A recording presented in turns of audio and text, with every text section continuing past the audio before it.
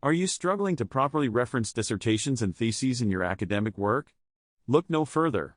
In this video, we will guide you through the essential elements of citing dissertations and theses for beginners. Firstly, it's important to include the author's name, the title of the dissertation or thesis, and the institution where it was submitted.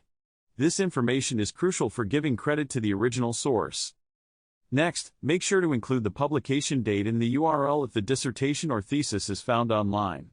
This helps readers locate the source for further research. When citing a dissertation or thesis in your bibliography, follow the specific formatting guidelines provided by your academic institution or the citation style you are using.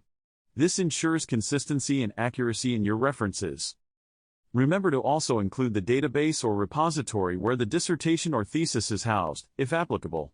This additional detail can help others access the source easily. By following these essential elements, you can confidently cite dissertations and theses in your academic work. Thanks for watching. Don't forget to subscribe to our channel for more helpful tips and tutorials.